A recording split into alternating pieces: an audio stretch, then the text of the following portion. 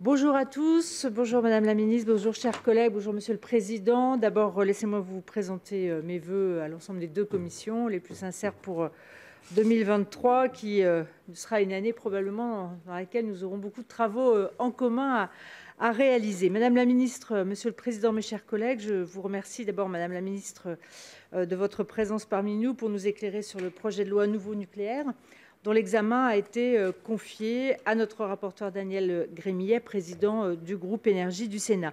Cette audition est conduite en commun avec nos collègues de la Commission de l'aménagement du territoire et du développement durable, qui devront toutefois quitter la réunion vers 9h, 9h15, c'est ça, Monsieur le Président, au maximum en raison de leur propre ordre du jour. Je remercie donc vivement de leur présence le Président Longeot et le rapporteur Pascal Martin, rapporteur pour avis. Nous-mêmes, Commission des affaires économiques, devrons libérer Madame la Ministre vers 9h30, je crois, au plus tard, et 45, 9h30, 9h45. Je demanderai donc à chacun de la concision dans les questions qui seront posées. On va se limiter à 1 minute par personne en raison de nos contraintes d'horaire. Avant de céder la parole au président Longeot, puis à vous, Madame la Ministre, et ensuite au rapporteur, je souhaiterais vous poser plusieurs questions sur la relance du nucléaire, car le texte que le Sénat s'apprête à examiner, s'il est utile et nous semble nécessaire, relève avant tout de la simplification normative.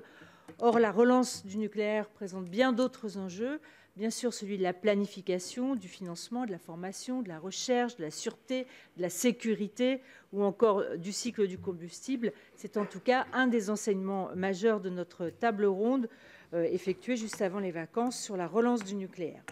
Dans ce contexte, je souhaiterais vous poser plusieurs questions. Tout d'abord, quand le gouvernement prévoit-il de lancer la construction de nouveaux réacteurs? Sur le plan de la planification, la programmation pluriannuelle d'énergie comporte toujours la fermeture de 12 réacteurs hors ceux de Fessenheim. Pourquoi le gouvernement n'abroge-t-il pas ces dispositions réglementaires désormais obsolètes? Sur le plan du financement, il existe en Europe des financements par fonds propres, par emprunt, par prêts régulés ou encore par participation de consommateurs électro-intensifs. Quel est le modèle de financement qui a la préférence du gouvernement?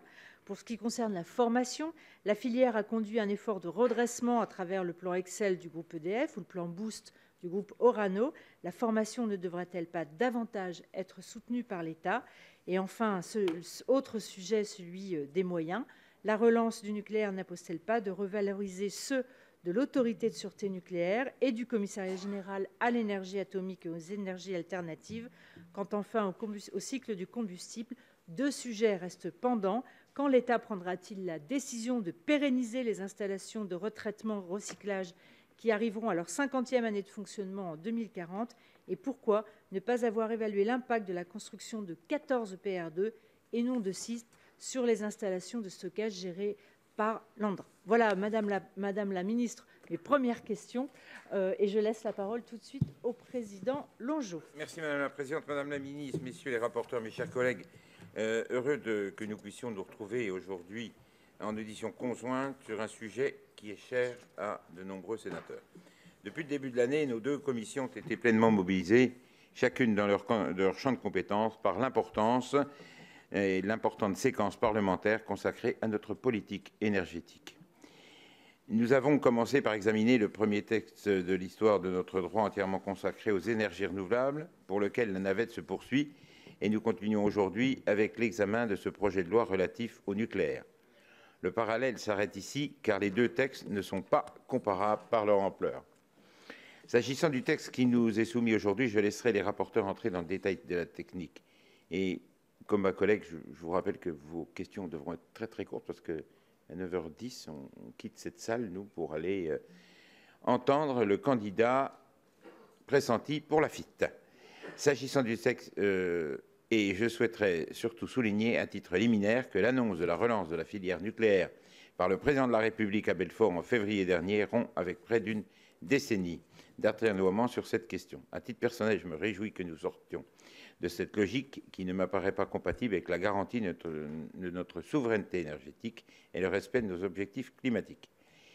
Alors, avant de laisser la parole à mes collègues, je voudrais soulever deux points. D'abord, et ça a été déjà évoqué, pouvez-vous nous préciser le calendrier prévisionnel du gouvernement pour l'examen de la loi de programmation relative à l'énergie et au climat? Le projet de loi nucléaire risque de donner lieu à des frustrations car nous ne sommes pas amenés à parler de l'opportunité de la relance du nucléaire, mais plutôt de ses modalités pratiques. Pour donner un horizon à nos débats énergétiques, je souhaiterais que vous puissiez nous préciser le calendrier de la future loi de programmation, car le calendrier fixé dans le Code de l'énergie prévoit une adaptation de la LEP avant le 1er juillet 2023, ce qui me semble difficile à tenir, même si la phase de consultation du public est bientôt achevée. Enfin, je souhaiterais vous entendre sur les conditions périphériques de ce projet de loi qui feront que ce texte pour lequel vous demandez la validation du Parlement sera véritablement utile. Pouvez-vous nous rappeler le montant des investissements prévus par le plan France Relance et le plan France 2030 pour soutenir les filières industrielles qui participeront à la construction des nouveaux réacteurs? Je pense notamment aux investissements visant à moderniser nos outils industriels en matière de soudure, de génie civil, de travaux mécaniques, etc. Je pense aussi aux approvisionnements en matériaux critiques pour construire ces centrales et à l'approvisionnement. Enfin, pouvez-vous nous préciser votre stratégie et vos objectifs en matière de gestion des compétences et des emplois pour la filière industrielle? Combien de techniciens, ingénieurs et chercheurs seront disponibles pour la filière dans les prochaines années?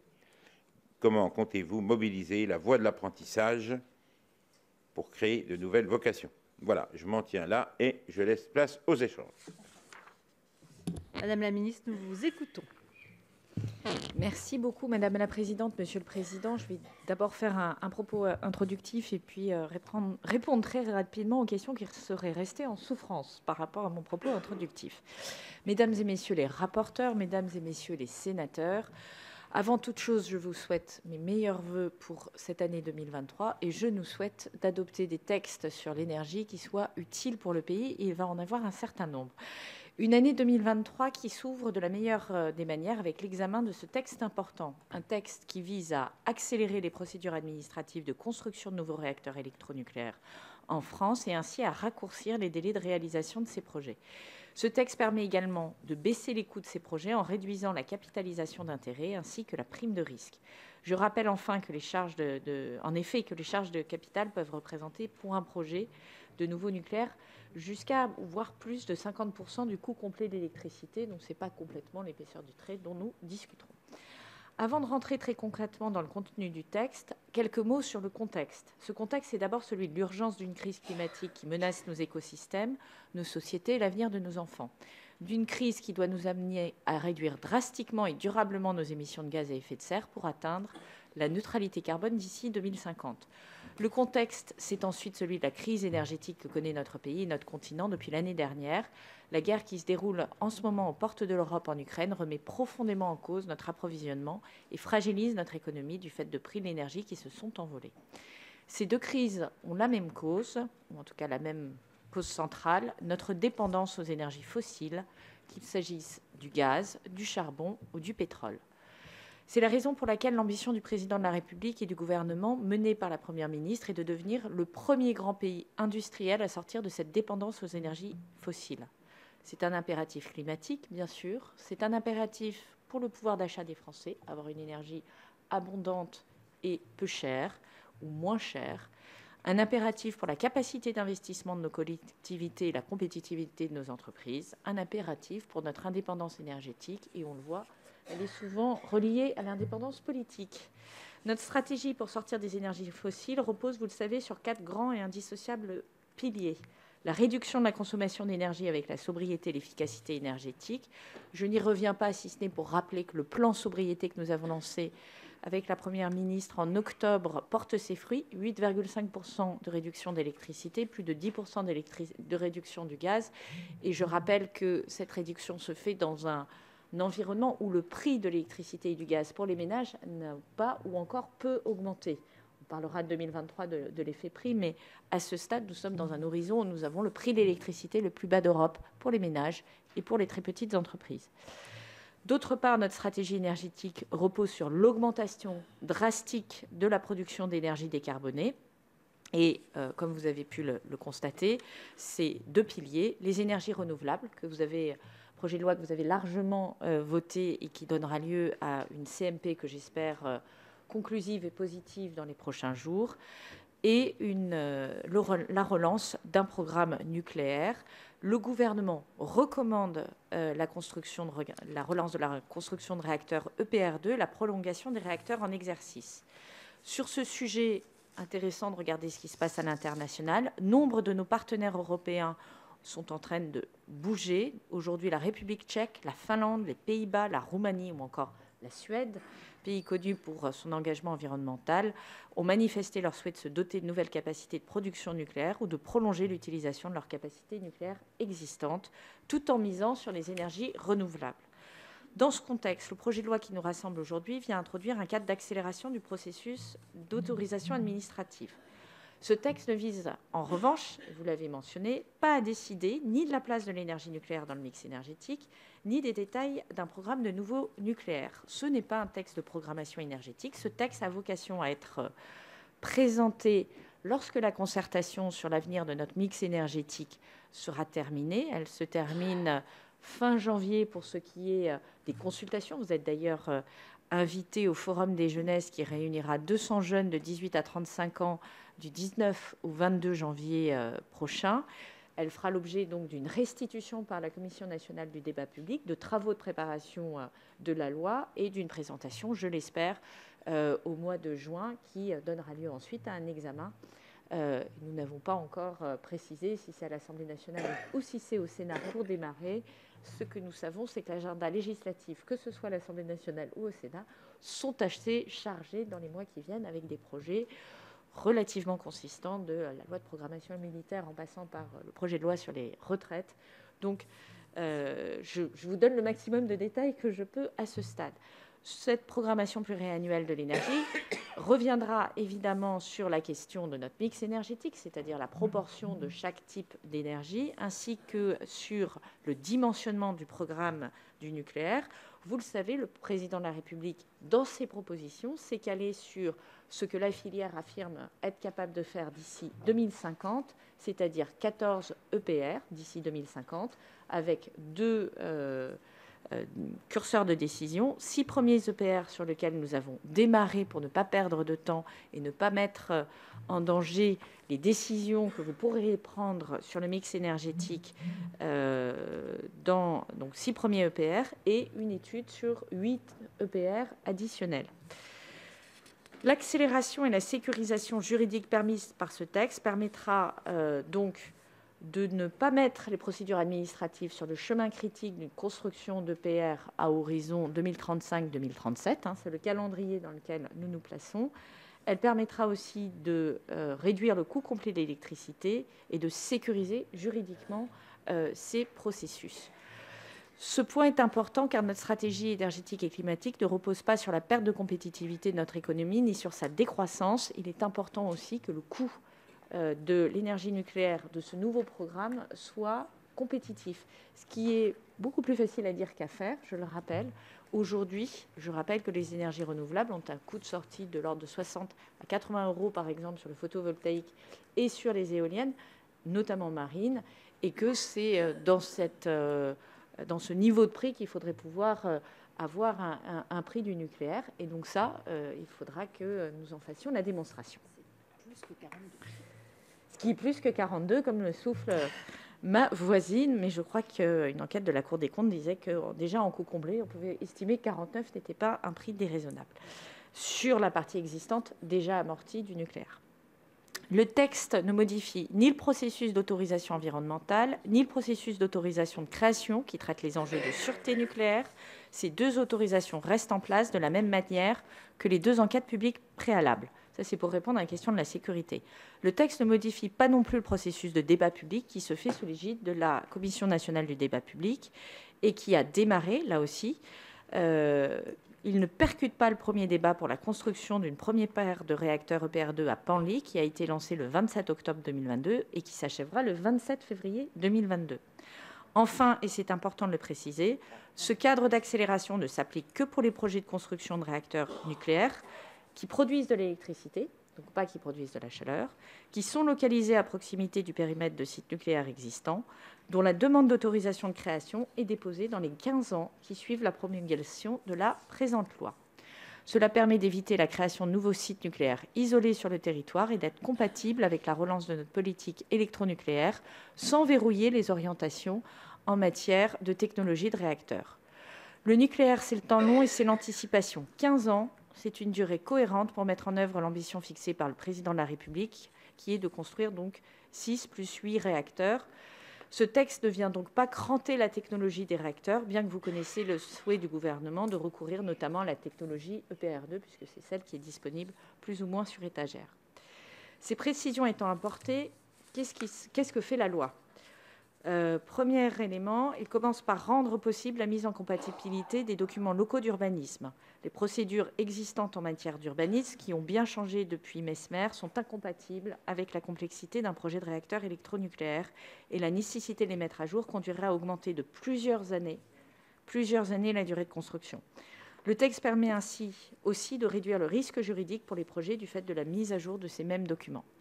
Il permet ensuite de garantir le contrôle de la conformité au respect des règles d'urbanisme, tout en dispensant de permis de construire les installations et travaux portant sur la création d'un réacteur électronucléaire et des équipements et installations essentiels à son exploitation. Cela permet de réduire le risque de contentieux sur la forme, tout en laissant possible la faculté d'un recours au fond sur la conformité aux règles d'urbanisme. À compter de l'obtention, je suis désolée, c'est un texte horriblement technique, c'est pas... À compter de l'obtention de la première autorisation environnementale, le texte permet de mener en parallèle l'instruction de l'autorisation de création et les activités relatives aux constructions, aménagements, installations et travaux préalables liés au projet de réacteur nucléaire. Ces activités, par exemple les travaux de terrassement ou de construction des bureaux, les clôtures, les parkings nécessaires au chantier, pourront donc démarrer. Bien entendu, les activités liées à la spécificité du nucléaire, c'est-à-dire la construction de bâtiments destinés à recevoir le combustible, ne pourront débuter qu'à l'issue de l'autorisation de création. Il y a un parallélisme avec la loi ASAP que vous avez votée il y a 2 ans. À l'instar du projet de construction de la première paire de PR à Penly et de la deuxième paire à Gravelines, il y a des modifications à apporter aussi à la loi Littoral. Je ne vais pas rentrer dans le détail, sinon je vais perdre tout le monde. Au regard de l'intérêt particulier pour la nation de ces projets nucléaires, tant dans le cadre de la lutte contre le dérèglement climatique que pour notre sécurité énergétique, ce texte prévoit aussi des mesures d'expropriation pour les projets de réacteurs électronucléaires reconnus d'utilité publique.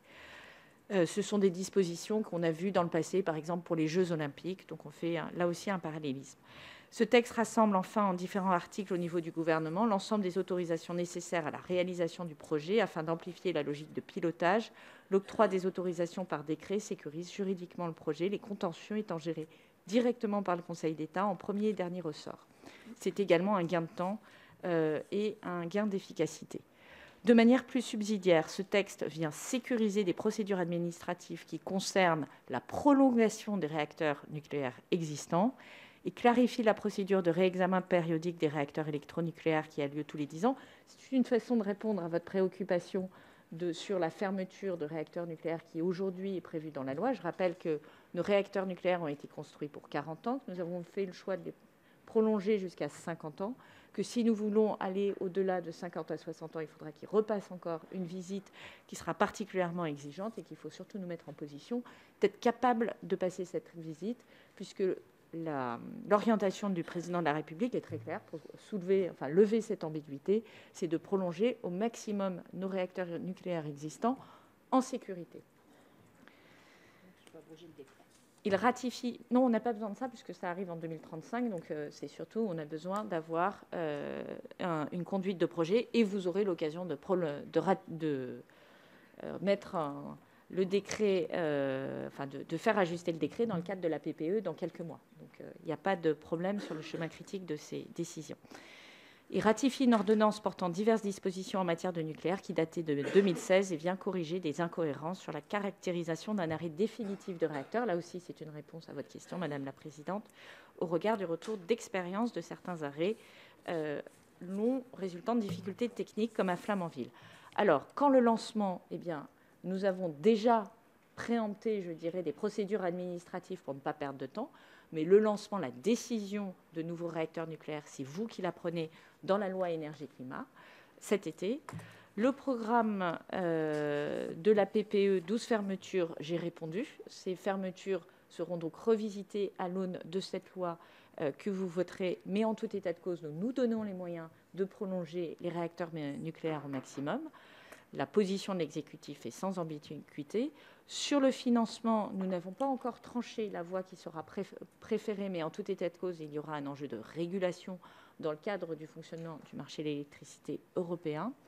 Sur la question de la formation, vous le savez, nous avons tout l'effort de la filière en fait est accompagné, est à l'initiative, je le rappelle, du gouvernement, puisque j'ai moi-même fait signer un contrat stratégique de filière en 2019 qui comporte un volet formation important, qui est ensuite accompagné dans le plan de relance et qui a été accompagné dans le plan France 2030. Sur le seul volet formation, par exemple, nous venons de valider un projet de 40 millions de soutien aux formations nucléaires sur la région Normandie, en appui des projets que nous portons sur Penly et sur Gravelines, qui est à la limite des Hauts-de-France. Dernier point, sur le cycle du combustible, les décisions sur la pérennisation des installations de recyclage, c'est notamment un des enjeux d'un comité de politique nucléaire à venir qui devrait se tenir début février. France Relance, c'est 470 millions d'euros consacrés à la montée en compétences, à la mise à niveau de la filière nucléaire, notamment sur la digitalisation des entreprises de la sous-traitance. Et France 2030, c'est 2 milliards d'euros qui sont consacrés à l'innovation, à la R&D, à la pré-industrialisation, notamment sur les petits réacteurs, les SMR, mais également sur les enjeux du combustible. Très bien, merci beaucoup, Madame la Ministre. On va passer aux interventions des rapporteurs, et donc Daniel Gremillet et ensuite Pascal Martin. Oui, merci Madame la Présidente, Monsieur le Président. Madame la Ministre, je voudrais remercier mon collègue Pascal Martin, où nous avons travaillé bien ensemble durant ces différentes auditions. Madame la Ministre, c'est avec un grand plaisir que j'effectue actuellement mon travail de rapporteur sur ce projet de loi. Nous avons, à travers les travaux réalisés, qui étaient très riches d'enseignements, puisque nous avons entendu 100 personnalités à l'occasion de 50 auditions. Je retiens de ces auditions un large consensus sur l'objectif du texte, qui permet des gains de temps substantiels, mais aussi des critiques sur la méthode. Le gouvernement légifère dans le désordre. Il aurait fallu soumettre à l'examen parlementaire, malgré ce que vous venez de dire, Madame la Ministre, la loi de programmation, puisque celle sur le nucléaire, puis celle sur le renouvelable. Donc on est un peu à l'envers par rapport à ce qu'on aurait pu imaginer dans cet ordre. De plus, le gouvernement légifère sans cesse. Nous en sommes au troisième texte énergétique depuis juillet, avec les lois sur le pouvoir d'achat, le renouvelable et le nucléaire. Le gouvernement légifère dans la précipitation, mettant la tenue d'un débat public en cours. Enfin, il légifère sur la simplification, sans répondre aux enjeux soulevés par la présidente. Face à ces difficultés, je souhaiterais votre éclairage sur plusieurs points. Sur l'article 1er, Madame la Ministre, le champ de la relance du nucléaire ne pourrait-il pas être étendu? Les professionnels nous ont indiqué que le délai de 15 ans était un peu juste pour réaliser le programme complet de 14 EPR2, au-delà des 6. Par ailleurs, le texte est focalisé sur ces EPR2, au détriment des autres technologies en cours de développement, telles que les SMR, les électrolyseurs d'hydrogène ou les réacteurs de 4e génération. Ne pourrait-on pas prévoir une plus grande neutralité technologique? Sur les articles 2 et 3, s'ils permettent de regrouper les autorisations en matière d'urbanisme, la procédure globale fera tout de même intervenir de très nombreux acteurs. Entendez-vous consolider une forme de pilotage interne spécifique à ces procédures pour éviter une forme d'éclatement et pour mieux coordonner l'ensemble? Surtout, prévoyez-vous d'augmenter les moyens ou les effectifs des administrations concernées afin de garantir que les délais d'instruction ne soient pas un frein à la relance du nucléaire? Sur l'article 4, si l'on comprend la nécessité d'aller vite sur les constructions, cela ne doit pas être au détriment de la sûreté. Or, la définition des travaux, selon qu'ils puissent être anticipés ou non, me semble perfectible. Ne pourrait-on pas prévoir une définition plus précise, le cas échéant, en permettant à la SN de donner un avis pour prévenir tout risque en matière de sûreté? S'agissant des garanties prévues pour l'étude d'impact et l'enquête publique, elles sont lacunaires. Ne devrait-on pas compléter le texte en ce sens? Sur les articles 5 et 6, ils visent à faciliter la construction des réacteurs en façade maritime, dont une dérogation générale à la loi littorale. Si je comprends bien tout l'intérêt pour l'exploitant et les collectivités territoriales concernées de bénéficier de ces facilitateurs, pensez-vous que ce projet de loi s'attaque suffisamment à la question des risques littoraux, de la vulnérabilité face aux aléas climatiques? Est-ce qu'il n'y aurait pas des marges de manœuvre supplémentaires sur ce point afin d'accélérer la production d'électricité nucléaire tout en tirant les conséquences du changement d'époque dans lequel nous nous trouvons? Sur l'article 7, sur la procédure d'expropriation d'extrême urgence, la nécessité de libérer du foncier est légitime. Pour autant, il ne faut pas perdre de vue les garanties constitutionnelles aux droits de propriété. Pourquoi ne pas avoir repris les mêmes garanties que celles prévues pour le projet ITER en matière de relogement des occupants ou d'indemnisation des commerçants? De plus, le champ des travaux semble large. Ne pourrait-on pas préférer une expropriation simple à une expropriation d'extrême urgence pour ceux intervenant à la toute fin? Je pense aux installations liées à l'exploitation des installations et aux ouvrages de raccordement. Sur l'article 9, sur les modalités de réalisation du réexamen décennal, ne devrait-on pas maintenir le principe d'un rapport intermédiaire, quitte à ajuster son objet de manière à prévoir un point de rendez-vous à mi-parcours entre l'exploitant et l'ASN? Et ne faudrait-il pas clarifier les conditions dans lesquelles une modification peut être soumise à déclaration ou à autorisation, selon qu'elle soit notable ou substantielle? Et je n'oublie pas l'essentiel, la résilience des réacteurs au changement climatique dans les démonstrations de sûreté. Sur l'article 10, sur la mise à l'arrêt définitif des réacteurs, les délais prévus n'appellent-ils pas à être clarifiés pour faire prévaloir le délai fixe par la puissance publique dans le décret à celui proposé par l'exploitant dans la déclaration? Enfin, c'est l'article 11, sur la ratification d'une ordonnance. L'ASN souhaite déléguer davantage de pouvoir à la commission des sanctions. Avez-vous un avis sur ce point? Voilà, Madame la Présidente, Madame la Ministre, les questions que je souhaitais vous poser. Merci. Daniel. Cher Pascal, nous t'écoutons. Merci, Madame la Présidente, Monsieur le Président, Madame la Ministre. Plusieurs sujets d'importance ont d'ores et déjà été évoqués par la Présidente Sophie Primas, le Président Jean-François Longeot et mon collègue Daniel Grémillet, rapporteur au fond de ce texte, que je remercie pour son travail collaboratif tout au long de cette période de trêve des confiseurs. Pour ma part, je souhaitais vous interroger uniquement, Madame la Ministre, sur deux points. D'abord sur les délais de réalisation de ce nouveau programme nucléaire, ensuite sur la notion de proximité immédiate visée à l'article 1er du projet de loi. Nous l'avons entendu en audition, le projet de loi qui nous est soumis va permettre d'accélérer les procédures d'urbanisme et les procédures environnementales nécessaires à la construction des nouveaux réacteurs EPR2. Le gain est difficile à estimer, mais peut être évalué en tout état de cause, à minima à plusieurs mois, dans une vision optimiste si l'on prend en compte les mesures qui permettent de réduire les contentieux potentiels. Je souhaitais vous interroger sur la période située entre le début de la construction des réacteurs et leur mise en service, et notamment la durée d'instruction des dossiers d'autorisation de création sous l'égide de l'ASN, autorité administrative indépendante.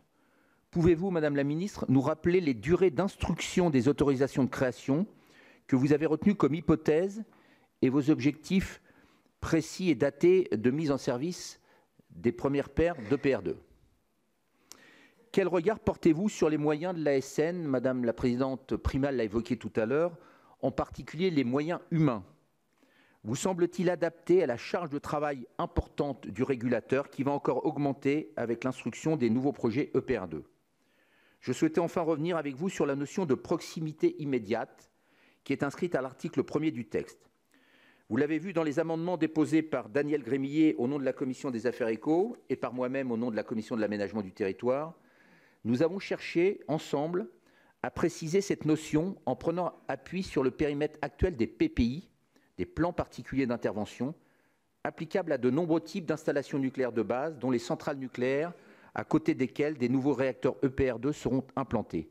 La définition sèche retenue dans le projet de loi me paraît trop imprécise, pouvant donner lieu à contentieux. Proximité immédiate, on peut beaucoup mettre dans ce vocable. Madame la Ministre, pouvez-vous nous en dire plus sur ce que vous comptez inscrire dans le décret en Conseil d'État prévu à l'article 8 du texte qui a vocation justement à définir encore plus précisément cette proximité immédiate. Je vous remercie. Merci Pascal. Madame la ministre, je vous propose peut-être de répondre à nos deux rapporteurs. Alors, je vais essayer de faire très vite, ce qui ne me ressemble pas. Le texte n'est pas focalisé sur les EPR2. Hein. Il a été justement rédigé pour ne citer à aucun moment une technologie particulière. Donc ça, c'est pour bien préciser le point. Donc on peut recourir à n'importe quel type de technologie. En revanche, il est focalisé sur des réacteurs qui produisent de l'électricité. C'est là où on a un choix technologique affirmé. Il s'agit bien d'accompagner l'électrification de notre pays. Vous mentionnez le sujet de la méthode. Je vais rappeler qu'en fait, l'enjeu, et c'est un enjeu que je pense difficilement reprochable au gouvernement, c'est tout simplement de respecter le temps du débat public. C'est ce que nous faisons avec la Commission nationale du débat public, qui a lancé un débat public sur le mix énergétique et qui a lancé un débat public décalé dans le temps sur la construction de 2 premiers réacteurs, élargi à la construction d'un nouveau programme de réacteurs, hein, puisque le premier débat public sur les 2 réacteurs de Penly est un peu plus large que le seul objet de réacteurs à Penly. Et en temps masqué, nous travaillons à mettre à jour toutes les procédures administratives qui nous permettent de répondre à notre objectif de construction dans des délais le plus tenus possible de ces réacteurs, si vous veniez à vous prononcer en faveur de cette construction. Donc c'est plutôt une anticipation, et je crois que gouverner, c'est prévoir, et on ne peut pas reprocher au gouvernement d'anticiper, et précisément d'être à l'heure et de ne pas faire des procédures administratives, des procédures qui seraient sur le chemin critique de la construction. J'insiste.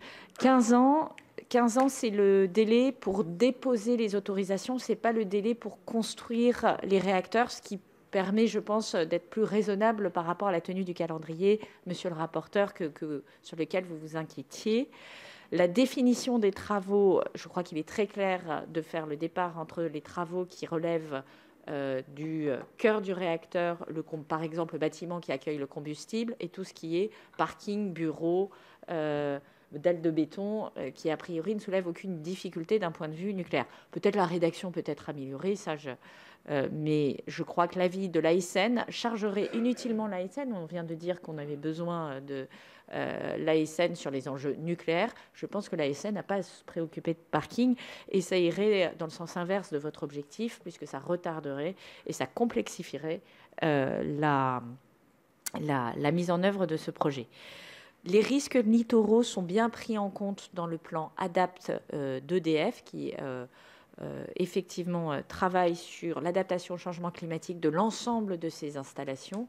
Je dirais même que l'enjeu aujourd'hui, peut-être le plus compliqué, je ne sais pas si compliqué est le bon terme, mais en tout cas qui doit retenir le plus notre attention à très court terme, c'est celui de la mise à niveau des réseaux, et en particulier des réseaux de transport, puisque les variations de température et l'augmentation générale des températures avec épisodes de canicule peuvent avoir des effets importants sur les postes sources, de même que des épisodes d'aléas climatiques importants. Vous savez que sur la partie centrale nucléaire, il y a eu des gros travaux qui ont déjà été faits, notamment dans le retour d'expérience de Fukushima, puisque le retour d'expérience de Fukushima, c'est un élément climatique qui fragilise une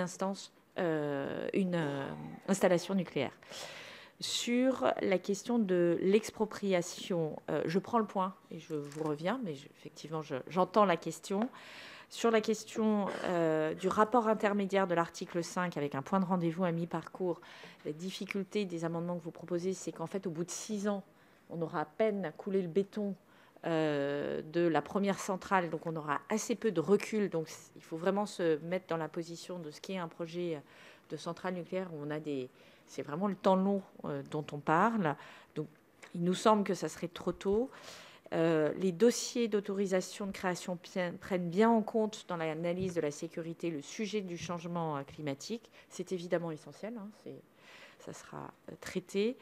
L'article 11, vous m'interrogez sur la suggestion de l'ASN de prévoir plus de pouvoir à la commission des sanctions. Nous pensons que c'est une idée qui est tout à fait intéressante. Sur la question de ce qui se passe en termes de moyens de l'ASN, monsieur le rapporteur Martin, donc il y a plus 6 ETP pour l'ASN en 2023.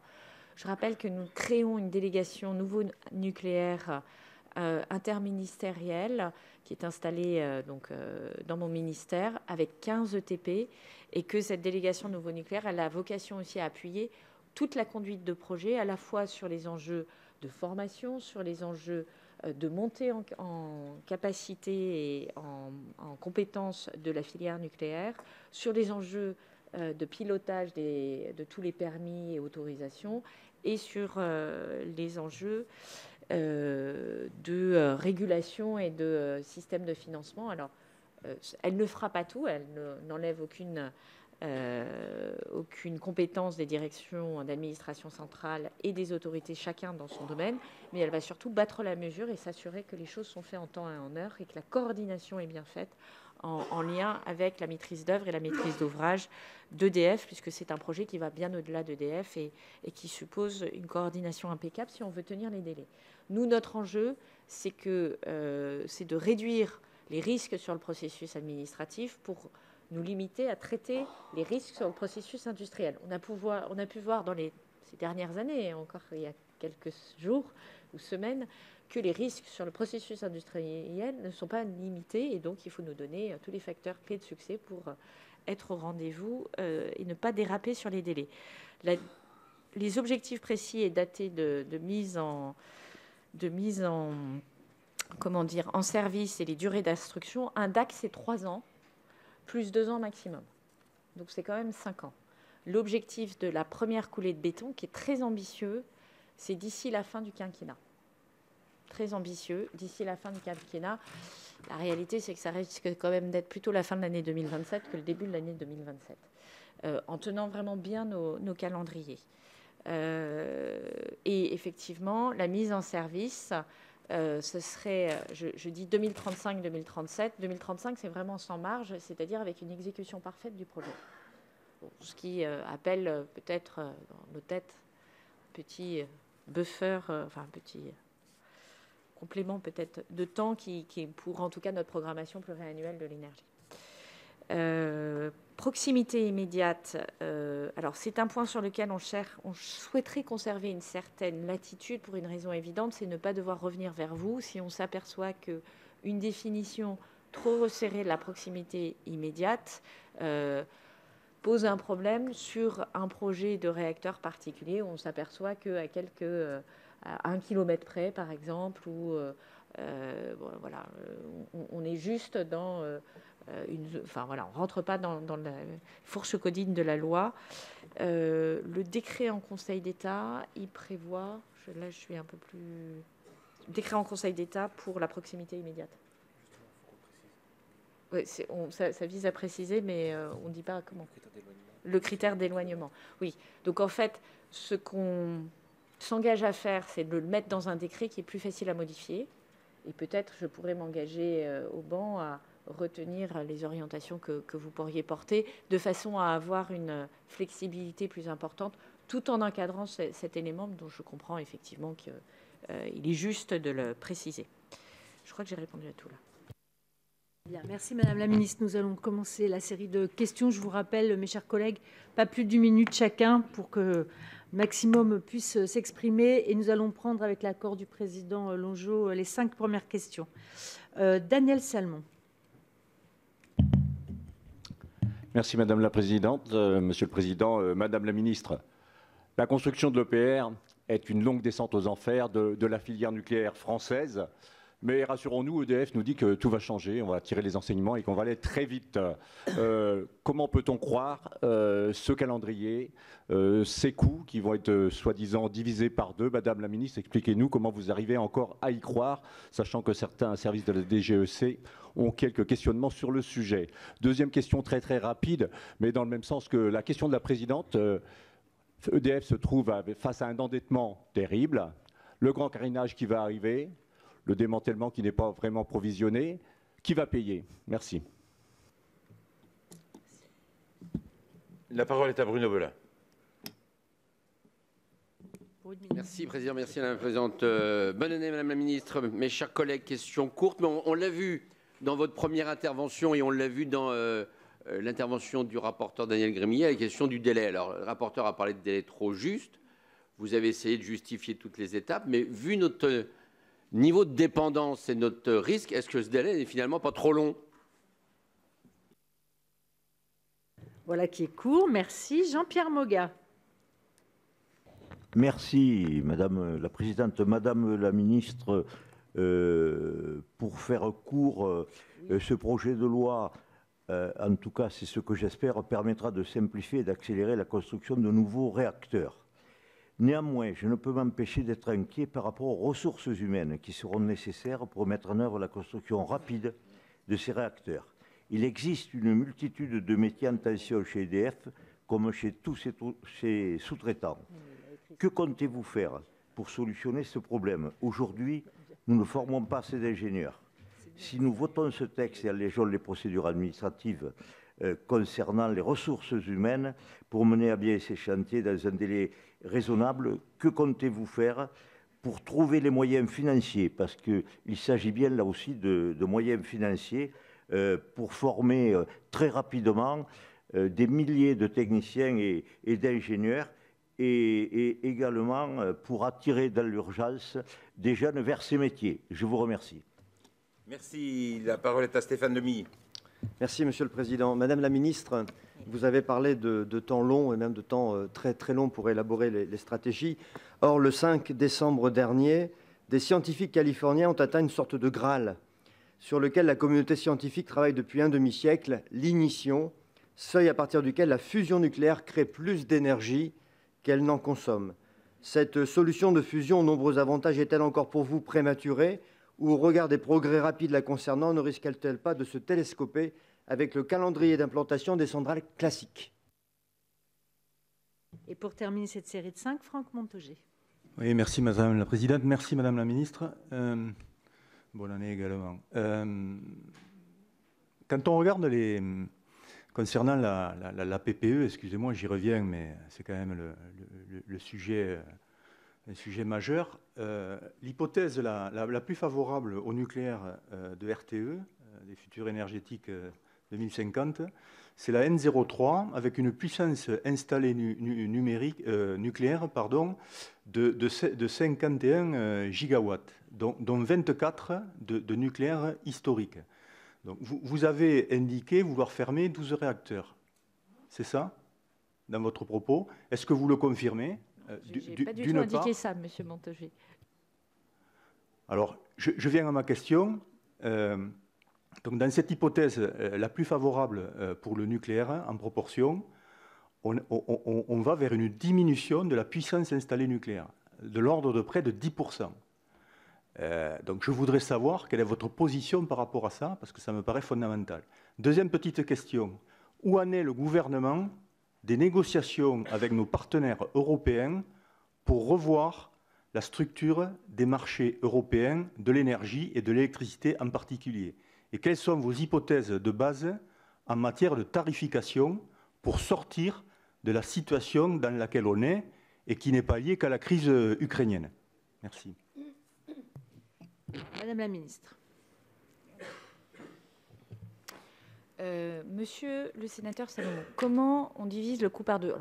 Ce n'est pas l'hypothèse qu'on prend, diviser le coût par deux. Ce qu'on dit, c'est qu'on tient les coûts. Ce n'est pas tout à fait la même chose. C'est-à-dire on évite d'accumuler des décalages de coûts qui sont liés, un, au fait que vous avez un dérapage dans le temps, et deux, vous avez un effet, mais qui est démontré industriellement dans tous les projets, lorsque vous avez un effet de standardisation des projets et un effet de série, vous diminuez assez fortement le coût moyen de l'ensemble du projet. C'est d'ailleurs la base de l'optimisation industrielle, que ce soit dans les séries importantes comme l'automobile, où moi j'ai travaillé, ou que ce soit dans les séries un peu plus limitées, par exemple la construction nucléaire ou la construction aéronautique. Qui va payer? Je rappelle que ce sont des investissements. C'est-à-dire que les réacteurs nucléaires que nous construisons aujourd'hui ont vocation à produire de l'énergie, de l'électricité, avec un coût qui a vocation à être suffisamment compétitif pour rapporter de l'argent et couvrir les coûts du projet. L'enjeu que nous avons, c'est la question de la structuration du financement. Mais je pense que si demain, je demande à des entreprises de signer des contrats à, mettons, 100 € du mégawattheure, 100 € du mégawattheure, je ne suis pas sur les objectifs qu'aura certainement EDF pour les 10 ans qui viennent, je pense qu'ils les signeront. Donc nous avons bien une demande d'électricité face à un besoin d'investissement. Donc c'est un schéma assez classique d'investissement avec retour sur investissement. Là où il y a un élément de complexité sur le financement du projet, qui sera à fonds propres et dette comme tout projet d'investissement, c'est la question de la régulation, puisque dans la vision que la Commission européenne porte du marché de l'électricité, il y a l'idée que les infrastructures sont accessibles à différents concurrents et donc que l'on ne peut pas être relié dans la même entité, ou en tout cas qu'il faut organiser la fonction de producteur et la fonction de distribution, de distributeur d'énergie. Et c'est ce point-là qui est un point de complexité, puisque nous, du point de vue du gouvernement français, on peut entendre effectivement l'idée que EDF ne doit pas être en position dominante sur le marché de la fourniture d'électricité, mais ce qui est aussi important, c'est qu'il ait l'intégralité des moyens pour avoir la meilleure performance industrielle. Pour avoir la meilleure performance industrielle, il faut avoir la meilleure capacité à gérer l'ensemble des moyens de production et piloter entre l'hydraulique et le nucléaire, l'ancien nucléaire et le nouveau nucléaire, et ne pas être contraint dans la mise en disposition de ces moyens à d'autres concurrents possibles. Donc ça, c'est une discussion que nous allons devoir avoir avec la Commission européenne. Sur la question des 15 ans, est-ce que le délai n'est pas trop long? Et les 15 ans, c'est un maximum qui est mis dans la loi. Ce n'est pas nécessairement si on peut faire mieux, évidemment, on a vocation à faire mieux. Donc ça, c'est pour les 15 ans de dépôt de dossier pour les 14 réacteurs que je mentionnais. Ensuite, la durée individuelle de la construction d'un réacteur, qui aujourd'hui est donnée à 15 ans par EDF, je me fixe sur la meilleure estimation de la filière. Si nous avons des voies et moyens de compresser ce délai de construction, il est clair que nous serons ravis d'accompagner cette compression. Je pense aussi qu'il faut être attentif à ce qui a peut-être pu peser sur le programme de Flamanville, si on fait un retour d'expérience, à ne pas vouloir, au prix de tenir des jalons, commencer la mise en œuvre du projet avant que le design n'ait été terminé, qui est probablement le premier péché originel. Je renvoie à des rapports de gens beaucoup plus experts que moi. Je n'ai pas la prétention d'être ingénieur nucléaire, mais lorsque vous démarrez la mise en œuvre du projet alors que le design n'est pas terminé, vous prenez un risque de dérive, puisque le design continue à avancer et que la mise en œuvre peut donner lieu à des hiatus, et donc en fait à des dérapages ensuite pour à chaque fois recaler design et mise en œuvre du projet. Donc il ne faut pas confondre vitesse et précipitation, mais vous avez raison de mentionner, et c'est une question qu'a posée le président de la République, sait-on, par les nouvelles technologies que nous avons, la digitalisation, une meilleure conduite de projet, compresser ce délai? Mais ça, c'est une question qu'il faudra adresser à la filière. Et c'est un des enjeux, je pense, de monsieur le délégué interministériel nouveau nucléaire, Joël Barre. Sur la question des ressources humaines, je rappelle que depuis 2020, nous avons financé 200 millions d'euros de soutien à la mise en place de formations dans le nucléaire, à tous les niveaux, que ce soit bac pro jusqu'à ingénieur doctorant. Donc, nous sommes très conscients de l'enjeu de formation. Le programme nucléaire dont on parle, c'est 10% des capacités de formation d'ingénieurs de l'appareil de formation français. Dans un monde où on a besoin d'ingénieurs pour le digital, pour le changement climatique, pour 1000 et un sujets, donc autant dire que c'est une ambition très forte. Il y a deux enjeux derrière ça. Il y a un enjeu d'avoir l'appareil de formation, il y a un enjeu d'attirer les talents. Ce n'est pas que l'argent. On constate, et c'est une bonne nouvelle, que dans les formations d'ingénieurs depuis un an, on a beaucoup plus grande facilité à remplir les sections ingénieurs sur cette spécialité nucléaire. On a même une surdemande par rapport à l'appareil de production. Donc ça, c'est plutôt une bonne nouvelle. C'est nouveau. C'est nouveau. Il faut arriver à avoir le même la même attractivité dans les filières de techniciens et dans les filières d'opérateurs, ce qui n'est pas encore totalement acquis. Et donc, nous y travaillons et nous n'avons pas attendu 2022 pour y travailler, puisque c'est l'un des objets du contrat stratégique de filière de 2019. Sur la question de la fusion, vous mentionnez une très bonne nouvelle, mais qui est une nouvelle de recherche, puisque c'est une expérience de laboratoire.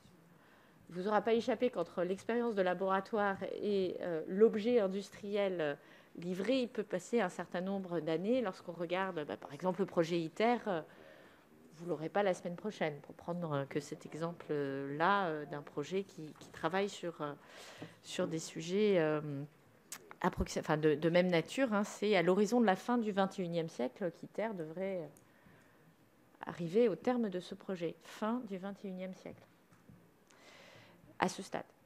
Monsieur le sénateur Montaugé, vous m'interrogez sur la baisse de la puissance installée nucléaire. Alors, je le redis, les réacteurs nucléaires que nous avons construits avaient été construits pour 40 ans. Nous avons passé cette étape de 40 ans. Nous sommes aujourd'hui à l'étape de 50 ans. Nous sommes en train de la passer. Pour le moment, tous les réacteurs passent cette étape de 50 ans. C'est une bonne nouvelle. On aurait pu constater des problèmes sur des cuves qui auraient conduit à ne pas passer cette étape de 50 ans. Et lorsque nous allons passer l'étape de 60 ans, ça sera l'autorité de sûreté nucléaire qui décidera si nos installations sont aptes à passer le cap des 60 ans. Ce ne sera pas une décision politique, ce ne sera pas une décision technique, ce sera une décision de l'autorité de sûreté nucléaire, qui est un organe indépendant. Ce qui nous appartient à nous, c'est de travailler pour passer dans les meilleures conditions cette visite des 60 ans, c'est-à-dire s'assurer, que dans la maintenance actuelle, on prend tous les moyens pour préserver le capital que nous avons, qui est notre empreinte industrielle actuelle, nos installations nucléaires actuelles. C'est faire en sorte que ces maintenances soient menées dans de bonnes conditions. C'est s'assurer en contrôle qu'il n'y a pas de dérive par rapport à des facteurs d'usure, en particulier sur les pièces qui sont essentielles. Parce que vous avez un problème de corrosion sous contrainte sur la tuyauterie, c'est très désagréable, ça arrête des centrales, il faut trouver des moyens de réparer, mais à la fin de la journée, on remplace la pièce. En revanche, remplacer une cuve nucléaire, ça veut dire recommencer à zéro.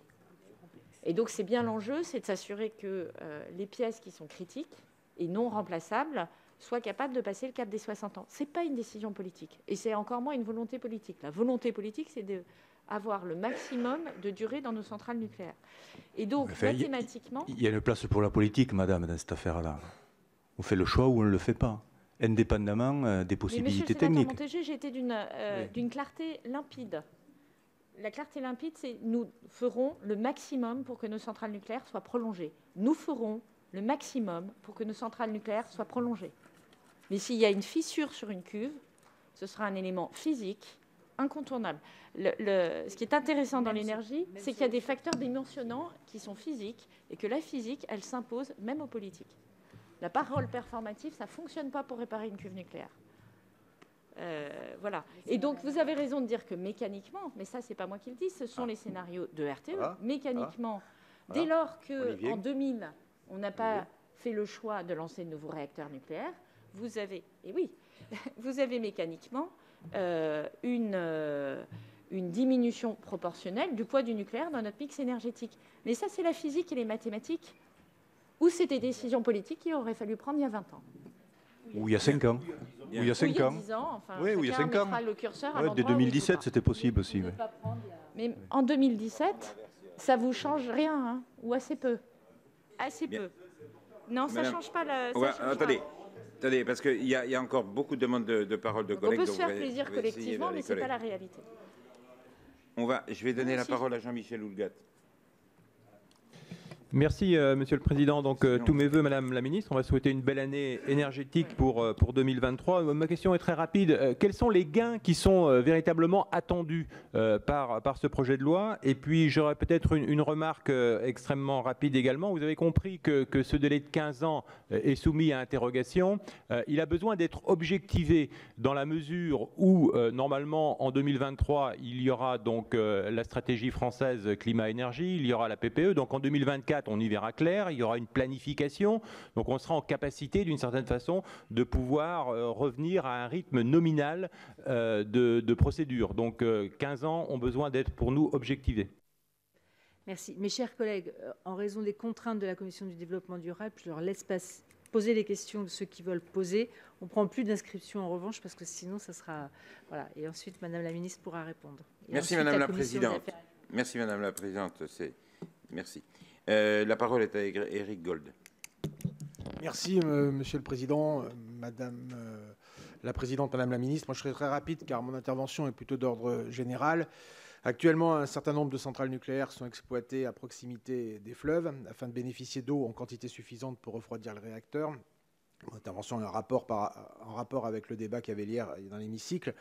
Les sécheresses successives de ces dernières années ayant impacté de façon considérable les débits de nos fleuves et les températures de l'eau ayant refroidi les réacteurs menacent la biodiversité donc en aval. Or, les conflits d'usage autour du partage de l'eau montrent l'enjeu autour de cette ressource après plusieurs années de sécheresse, les spécialistes ayant même mesuré 2022 comme l'année la plus chaude jamais enregistrée. Dans ces conditions, comment assurer à la fois le refroidissement des nouvelles installations quand l'eau vient à manquer sans menacer les autres usages? Merci. La parole est à Martine Filleul. Oui, merci Monsieur le Président. Madame la Ministre, bonne année également. Je voulais dire en même temps que je tenais à saluer la décision qui avait été prise de maintenir la centrale de Gravelines et de l'équiper de nouveaux réacteurs, de 2 nouveaux réacteurs nouvelle génération. Mais en même temps, cela ne m'empêche pas de m'interroger sur une question qui me semble fondamentale, à savoir les déchets radioactifs. Comme beaucoup de citoyens d'ailleurs, dans le débat public, il remonte que c'est la question majeure qui se pose et qui est posée par les citoyens. Donc je voulais vous demander si vous prévoyez de disséminer ou de rassembler de la même manière les sites de gestion des déchets que pour les sites nucléaires. En effet, cette question, même si votre texte est technique, il pose néanmoins un certain nombre de sujets et de sujets de sécurité importants. Je vous remercie de bien vouloir. La parole est à Angèle Préville. Merci Monsieur le Président, Madame la Ministre, meilleurs vœux également. Donc je vais abonder dans les 2 questions qui ont déjà été posées, parce que ce sont les questions que je voulais poser. Alors d'abord, fonctionnement d'une centrale nucléaire, besoin d'eau absolument nécessaire. Donc comment fait-on avec des sécheresses et de la pluviométrie qui diminue, et notamment en Occitanie, où c'est déjà acté, moins 20% de pluviométrie, et dans les années à venir, certainement encore moins. Donc comment fait-on? Et là, il ne s'agit pas juste de la gestion des usages, c'est juste un élément hyper important et qui nécessiterait une mise à l'arrêt d'une centrale si nous n'avons pas soit assez d'eau, soit la température trop élevée de l'eau, ce qui est le cas de la Garonne tous les étés. Et concernant la gestion des déchets, c'est également, on arrive au bout, en saturation, des déchets qui sont stockés en surface. Et nous n'avons pas encore commencé le stockage des déchets à Bure. Donc comment peut-on envisager un tel programme alors que 2 problématiques importantes qui sont en train d'émerger, qu'on n'avait pas bien évidemment au début du programme nucléaire, sont là? Merci. La parole est à Gilbert Luc de Vinaz. Oui, merci, merci Monsieur le Président. Merci Madame la Ministre de vos éclairages. J'ai besoin d'une précision. Ces nouveaux réacteurs seront installés a priori sur des sites existants. S'agit-il de capacités nucléaires qui viendront en substitution des réacteurs actuels ou s'agit-il de capacités de production nucléaire supplémentaires? Et dans ce cas-là, faudra-t-il en déployer de nouvelles lignes électriques pour les raccorder pour raccorder ces nouveaux réacteurs? Je ne reviens pas sur la question de l'eau, du refroidissement, elle a été abordée.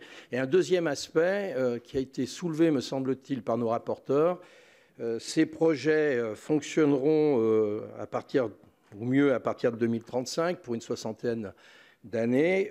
Comment est envisagé, étudié, pensé les aspects de sûreté et de sécurité dans le contexte d'un changement climatique qui s'accompagne d'événements extrêmes nouveaux dont on a peu ou pas la connaissance en 2023. Merci. La parole est à Étienne Blanc. Merci, Monsieur le Président. Madame la Ministre, aujourd'hui se développent des technologies nouvelles en Amérique du Nord, en Europe du Nord, en Italie, en France aussi, notamment une société qui s'appelle Nucléo, qui utilise le plomb liquide, qui règle les problèmes de refroidissement et qui règle notamment, en grande partie, les problèmes de production de déchets. Qu'avez-vous prévu dans ce texte pour accompagner une filière privée qui semble aller désormais beaucoup plus rapidement que ne va EDF sur ces technologies nouvelles? Merci, Monsieur le Président, Madame la Présidente, Madame la Ministre. Vous avez souvent présenté dans votre exposé des motifs comme un élément fondateur de la politique énergétique de la France. Et notre position est claire au Sénat, ici, en faveur d'une stratégie énergique d'anticipation et de prévision qui donne un cap au pays pour notre indépendance énergétique et une sécurisation de notre production. Je rappelle ici qu'il y a 2 ans, jour pour jour, le 12 janvier 2021, nous tenions un débat public initié par notre groupe sur le risque de blackout énergétique de la France par manque de stratégie, un risque qui s'est imposé cet hiver. Donc nous appelons depuis des mois une politique énergétique sans atermoiement. Donc moi j'avais 3 questions. Premièrement, pourquoi proposez-vous une approche de la politique énergétique de la France en silo? Nous l'avons déjà regretté lors de l'examen du projet de loi relatif à l'accélération de la production d'énergie renouvelable, dans lesquels vous n'avez pas traité l'hydroélectricité, et légiférer par secteur sacrifie l'objectif de planification auquel nous devons collectivement répondre. Alors, j'avais 2 questions. Premièrement, à quoi ce projet de loi sert-il?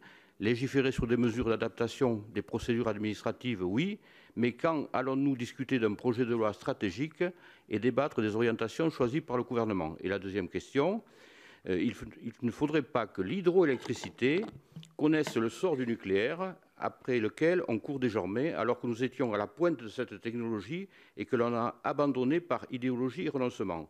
Cette question est pour moi essentielle, car l'hydroélectricité en France est depuis trop longtemps laissée dans une situation juridique qui ne permet pas d'investir massivement sur des solutions innovantes d'avenir et d'optimiser la capacité de production de nos barrages. Or, ce sont des infrastructures existantes qui ne demandent qu'à être exploitées. Les barrages représentent un gisement essentiel pour le mix énergétique, notamment en Aveyron, dans la vallée de l'Aude et de la Truyère. Aussi, que prévoit le gouvernement concernant la régularisation de la mise en concession des barrages EDF pour que l'entreprise puisse enfin mettre en œuvre le plan de montée en puissance qu'elle propose depuis des années et l'investissement stratégique dans les technologies de stockage? Je vous remercie. Ronan Dantec, pour terminer. Oui, merci Monsieur le Président. Bonne année Madame la Ministre. Vous avez dit tout à l'heure quelque chose qui m'a beaucoup intéressé. Vous avez dit qu'on avait des entreprises qui seraient donc intéressées pour signer, je pense, des contrats long terme à 100 € le mégawattheure.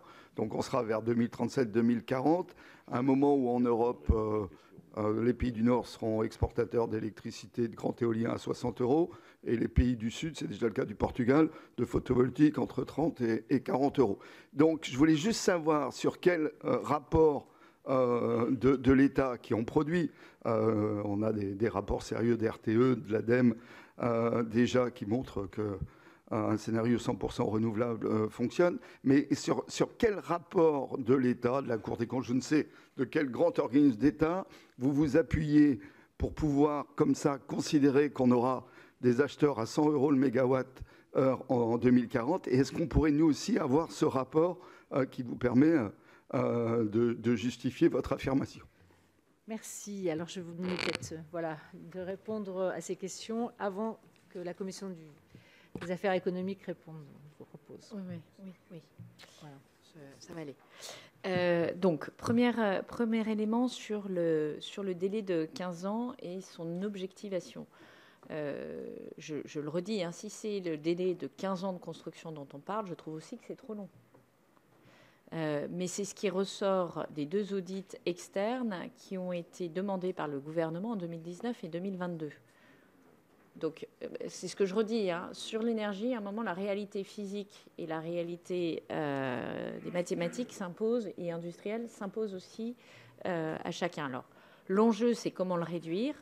C'est l'enjeu de ce projet de loi, c'est-à-dire que, pour le coup, on s'attaque à toute la dimension administrative permis de ce projet. C'est la question de la formation. C'est la question de la formation dont je dis qu'elle est accompagnée depuis désormais plus de 2 ans, hein, puisque c'est depuis 2019 que nous avons des actions pour renforcer la formation et la montée en compétences de la filière. Et c'est l'accompagnement de la sous-traitance. Et là encore, depuis 2019, contrat stratégique de filière signé de mémoire au mois de mai ou juin 2019, nous avons accompagné la sous-traitance en montée en compétences, et nous l'avons fait dans le plan de relance, et nous avons également une ligne dans France 2030. Sur ensuite la question de l'eau. La question de l'eau, elle est évidemment prise en compte dans les dossiers d'autorisation de construction. Je rappelle d'ailleurs que les 2 premières paires de réacteurs sont construites en bordure de littoral, et que donc l'enjeu se positionne d'une manière un petit peu différente de celles qui sont construites, des réacteurs qui seront construits en bordure de rivière. J'ajoute d'ailleurs que cet enjeu de l'eau va être déterminant notamment dans le choix de l'implantation de nouveaux réacteurs. C'est un des éléments qui va conduire EDF à nous faire des recommandations pour tel site plutôt que tel autre site. Là aussi, il y aura une vision politique, mais il y aura la physique qui s'imposera à tout le monde si on veut faire des projets de qualité. Donc c'est bien pris en compte. S'agissant des déchets, comme vous le savez, Madame la sénatrice, vous avez raison de souligner que c'est effectivement le point, c'est-à-dire qu'aujourd'hui on observe une évolution assez sensible de la population qui manifeste un soutien au nucléaire, mais qui s'interroge sur la manière dont on traite les déchets. Et c'est leur principal point de sensibilité, puisque sur la sécurité, il y a certes un point qui manifesté dans les réunions, mais qui est manifesté en disant mais on a le sentiment que c'est traité. Sur les déchets, en matière de dangerosité, les déchets de faible et très faible activité, c'est 91% des volumes produits pour moins de 0,05% de la radioactivité totale. Les déchets les plus dangereux, c'est 3% du volume pour plus de 99% de la radioactivité totale. Donc, premier élément, ce n'est pas tous les déchets. Enfin, en tout cas, il y a une réponse qui est adaptée par type de déchets. Et évidemment, ceux qui sont les plus problématiques ou ceux qui suscitent légitimement la question, ce sont ces 3% du volume. Vous savez que nous avons un plan national de gestion des matières et des déchets radioactifs que je viens de signer. Le 5e plan a été publié en décembre 2022. Il couvre la période 2022-2026. Vous savez également que nous avons un travail qui est mené avec Cigéo. J'ai signé la déclaration d'utilité publique et nous sommes dans la phase de dossier d'autorisation de construction. Cigéo, c'est un site qui présente des caractéristiques géologiques dont notre laboratoire est capable de montrer que depuis plus de 300 000 ans, géologiquement, ce site n'a pas évolué et donc est apte a priori à stocker des déchets dont la radioactivité est importante, à 300 mètres en profondeur dans le sol et avec un niveau de sécurité qui est considéré comme maximal. Ce n'est pas une démarche individuelle à la France, hein. Vous avez d'autres projets comme ça à l'international où on va regarder quels sont les endroits qui géologiquement sont le mieux adaptés à ce type de stockage. Et donc nous avons une solution qui se dessine pour le stockage des déchets les plus radioactifs. Nous devons également traiter le sujet de la Hague. Et nous avons enfin tout un travail qui est mené sur le cycle du combustible, puisqu'une des réponses à la question que vous posez, c'est aussi le fait de recycler le maximum de la part des déchets que nous utilisons. Et aujourd'hui, nous sommes en appui d'Orano pour développer plus avant ces capacités en la matière. Madame la sénatrice Préville, vous m'autoriserez à penser que j'ai déjà répondu à vos 2 questions sur l'eau et les déchets. Vous posez une question sur, puisque je viens de les évoquer l'une derrière l'autre, sur les raccordements. Et là, vous avez raison de souligner qu'il y aura un enjeu d'adaptation du réseau de transport, à la fois au regard du changement climatique et à la fois au regard des installations complémentaires que l'on pourrait mettre. ça fait effectivement partie. Mais de manière générale, la question de l'adaptation du réseau de transport va être essentielle, puisque si nous allons vers une diminution de notre consommation d'énergie totale, mais une augmentation importante de notre consommation d'électricité, les réseaux de transport et les réseaux de distribution vont devoir être adaptés de manière importante. Et d'ailleurs, en tenant compte aussi du fait que vous aurez des grandes unités de production, mais vous allez avoir une diversité de petites unités de production sur le territoire, ce qui change la logique de ces réseaux. Sur la question des modèles plomb, sodium, sel fondu, donc je veux vous rassurer, nous avons au travers de France 2030 des projets qui sont ouverts à toutes les technologies de réacteurs innovants, y compris de rupture, et qu'un projet comme Nucléo a été invité à participer à cet appel à projet. Donc c'est la ligne que je mentionnais qui est de 1,2 milliard d'euros. Je me suis un petit peu emballée, ce n'est pas 2 milliards d'euros, c'est 1,2 milliard d'euros de soutien dans France 2030 pour accompagner ces projets qui sont aujourd'hui à une phase de maturité relativement modeste, mais dont on espère que l'intérêt que l'on observe dans l'ensemble, dans beaucoup de pays européens et en dehors d'Europe, va contribuer à accélérer la mise en œuvre concrète. Et évidemment, moi j'ai très clairement dit, et à Joël Barre et à Luc Rémont, qu'il fallait être très attentif aux évolutions des technologies sur le marché pour être prêt à s'en saisir lorsqu'on en aurait la preuve de concept. Pourquoi alors, je rappelle que le projet de loi ENR traite bien de l'hydroélectricité, peut-être pas de tout, mais il y a bien des mesures sur l'hydroélectricité. Quand va-t-on débattre? Je le redis, nous allons débattre cet été sur un projet de loi qui portera sur notre stratégie énergie-climat. L'hydroélectricité fait-elle bien partie de notre mix énergétique? Plus que jamais, nous avons d'ailleurs l'intention d'investir, et ça sera un des objets de la loi énergie-climat que nous vous présenterons. Monsieur le sénateur Dantec, vous êtes taquin parce qu'à aucun moment j'ai dit que les entreprises sont intéressées pour signer des contrats à 100 € du mégawattheure en 2040. En 2040, j'ai dit qu'aujourd'hui, si vous leur proposez de signer un contrat à 100 € du mégawattheure de long terme et en intégrant la question des énergies fossiles, c'est effectivement un positionnement, c'est ce qu'elles me disent. Ce n'est pas un rapport, ni la Cour des comptes, ni d'autres instances n'ont écrit sur ce sujet, peut-être écrites, mais en tout cas, moi, c'est ce que me disent les entreprises, c'est-à-dire qu'elles cherchent à positionner des contrats de long terme. C'est très exactement ce qu'on fait avec les PPA, et c'est l'enjeu, c'est un des éléments de réforme du marché de l'électricité, c'est-à-dire de donner des contrats qui soient sur la base des coûts de production, plus marge. Et puis, il ne vous aura pas échappé un petit détail, mais vous me voyez venir, l'électricité nucléaire est pilotable, l'électricité renouvelable ne l'est pas totalement, et donc, vous pouvez effectivement avoir un enjeu d'assurance qui fait que l'intérêt d'industriel pour le nucléaire pourrait être plus, en tout cas, tout aussi avéré, voire parfois plus, et voire ils pourraient souhaiter avoir un mix énergétique qui leur permet d'avoir à la fois les mérites du renouvelable et les mérites du nucléaire. Il me semble que c'est dans cette direction, par exemple, que France Industrie, que j'ai réunie, enfin qui m'a accueilli hier soir, fonctionne et résonne à moyen terme. Très bien. Monsieur le Président, nous vous libérons pour vos obligations, ainsi que les commissaires de la Commission du développement durable. Merci beaucoup. Je retrouve salle 216. On fait juste un petit break de 30 secondes pour gérer le bruit et le départ de nos collègues. Et ensuite, on attaque. Je précise, puisque Madame Filleul part. Madame Filleul. J'ai juste une précision. Donc, la question du recyclage est bien traitée dans la loi énergie-climat. Des déchets. Merci ça fait beaucoup. partie des éléments. Allez, on continue notre commission. Tu vas bien? Oui. Bonne année à toi. Merci beaucoup. Bah, écoute, une nouvelle aide française. Oui, j'ai vu ça. J'ai l'impression qu'elle monte.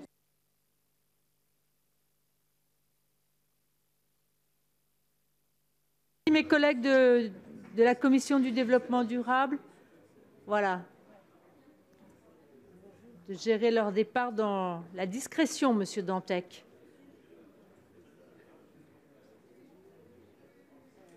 Monsieur Dantec, parce que je vais donner la parole à Fabien Gay. Donc, merci.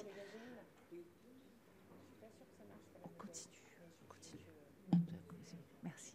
Merci beaucoup. Donc, la question suivante, et je vous donne du coup un petit peu plus de temps, non pas parce que parce qu'on en a moins de contraintes, c'est Fabien Gay. Et ensuite Bernard Buis. Oui, bonjour à toutes et tous. Madame la Présidente, Madame la Ministre, mes chers collègues, bonne année à tout le monde. Non, moi, juste une question. Je me demande pourquoi ce projet de loi maintenant, Madame la Ministre? Parce que pour le coup, vous avez raison, le nucléaire, c'est du temps long. 15, 20, 25 ans de construction, 40, 60 ans d'exploitation. Vous avez dit qu'il y a tout un tas de questions qui seront dans la PPE et vous commencez à y répondre parce que vous êtes obligé de faire de la politique. Parce que c'est un texte extrêmement technique, mais en même temps, on veut faire de la politique. Quel financement? Quelle filière industrielle? Quelle formation? Est-ce que, et d'ailleurs, votre réponse à la question de Daniel est intéressante, et vous le dites sur la régulation. Qui va payer? Est-ce que c'est EDF? Mais si c'est EDF, est-ce que ça va rester dans l'arène? Quelle régulation? Voilà. Bon, donc, on a beaucoup de questions et de débats qui, pour le coup, devraient nous occuper maintenant et après avoir un texte technique. Moi, je me demande, et donc je vous repose cette question simple, pourquoi cet empressement à un texte extrêmement technique qui va raccourcir les délais de quelques semaines ou quelques mois, sauf sur une partie, sur les...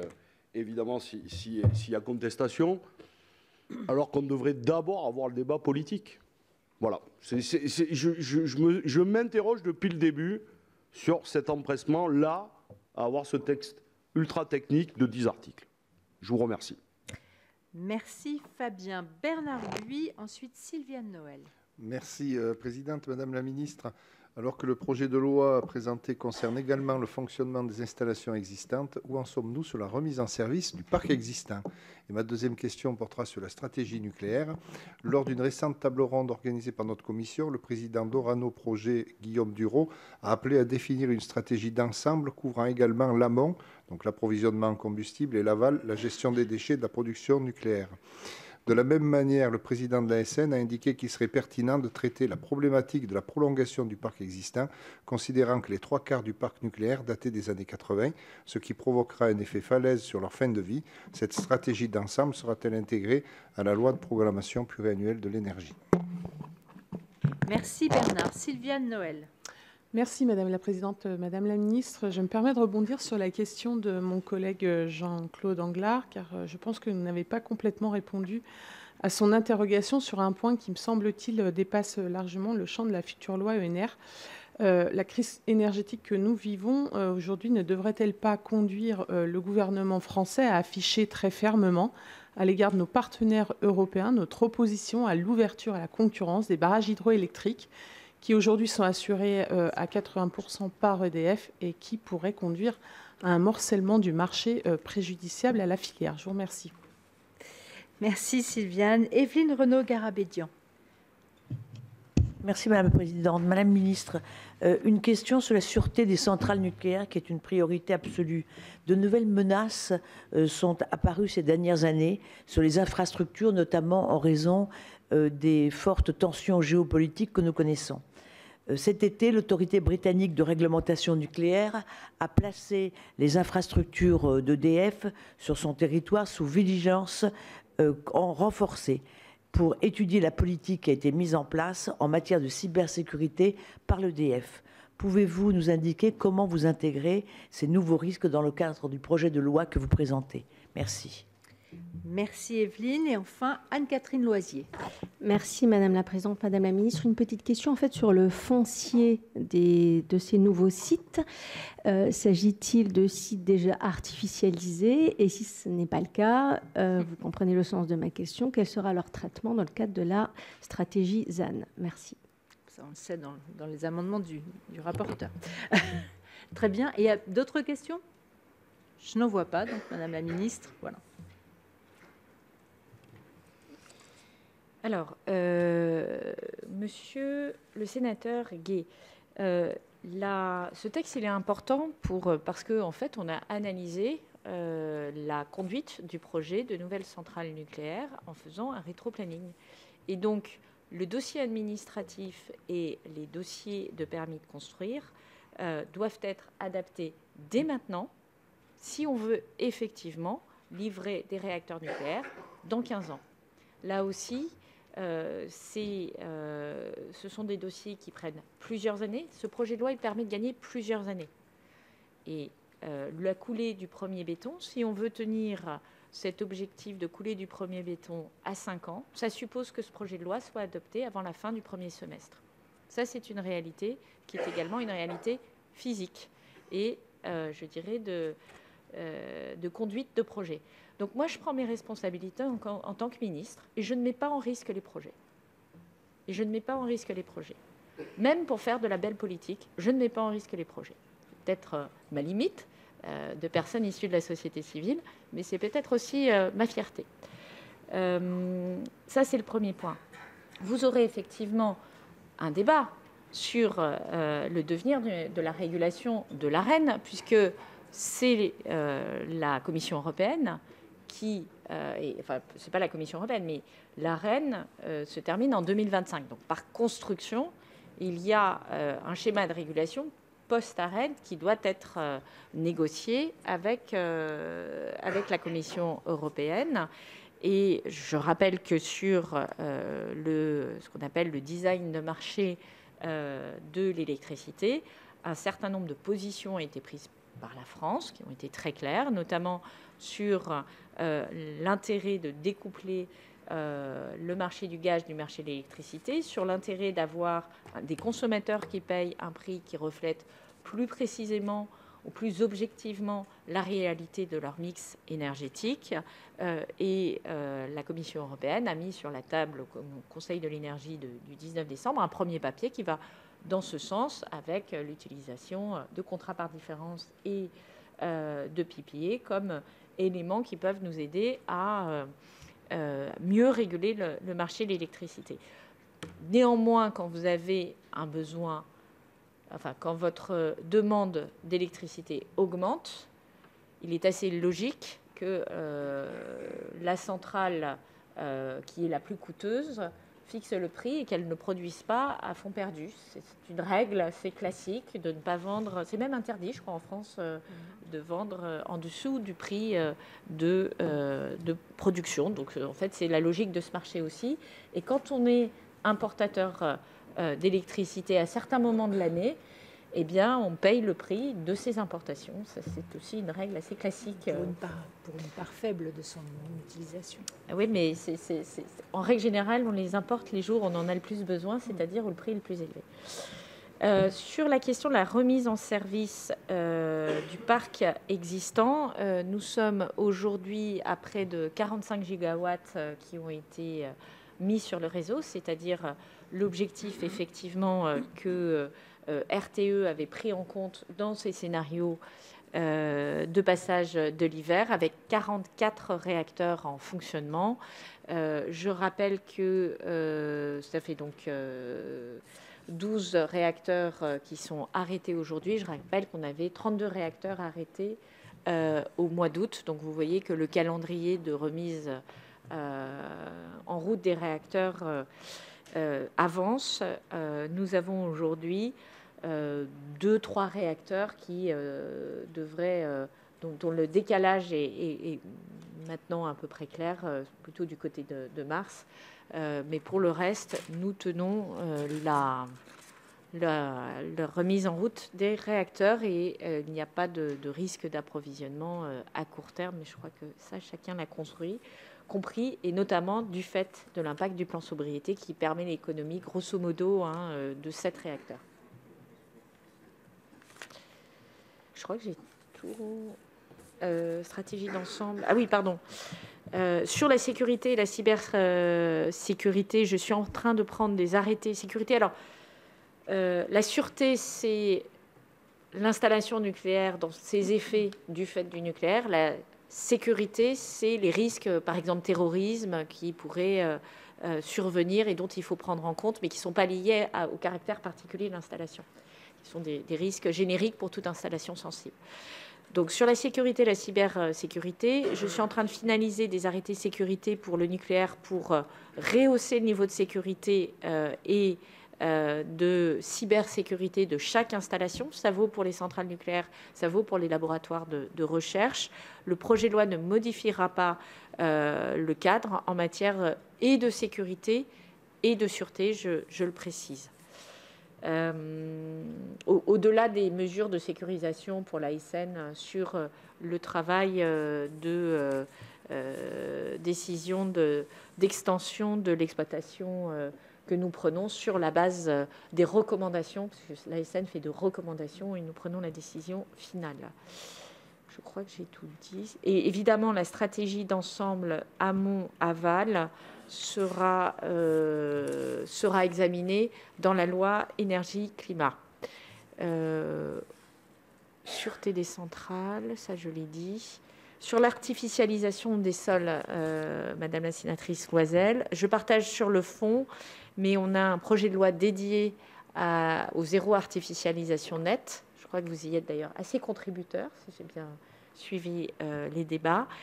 C'est donc notre proposition est de traiter cela dans le texte, sinon chaque texte va arriver, on dira les énergies renouvelables sortent du ZAN, le nucléaire sort du ZAN, l'industrie sort du ZAN, et à la fin on aura un problème d'addition. Donc je pense qu'il faut avoir une vision globale du zéro artificialisation nette. Évidemment, vu du point de vue du ministère de la Transition énergétique, c'est plus confortable d'avoir des facilités. Et sur l'hydraulique... De notre point de vue aussi. Sur l'hydraulique, je reviens à ce sujet. Nous avons une position qui est très claire, hein, c'est de s'assurer que nos barrages électriques soient exploités avec la meilleure performance industrielle et opérationnelle, ce qui explique les positions que nous avons prises. Nous avons prolongé la concession de la CNR, point important. Nous sommes en train de travailler avec le nouveau patron d'EDF sur la stratégie d'EDF dans les prochaines années. Le sujet de l'hydroélectricité est posé. Il y a plusieurs solutions et je souhaite qu'il nous fasse des propositions avant que si on a besoin d'un texte de loi, de vous le proposer ou d'aller de l'avant et de négocier les bonnes options avec la Commission européenne. Nous, notre objectif, et c'est un des enjeux de la loi énergie-climat, c'est effectivement de pouvoir investir de nouveau, faire de nouveaux investissements dans les steps et les montées en puissance des barrages hydrauliques. On sait qu'on a à peu près 6 milliards d'euros d'investissement pour améliorer de 20 à 30% la puissance de nos barrages, dans un contexte où, à l'inverse, le réchauffement climatique fait une pression sur les capacités ou le potentiel de production de ces barrages. Donc, je dirais que la ligne est assez claire à ce sujet.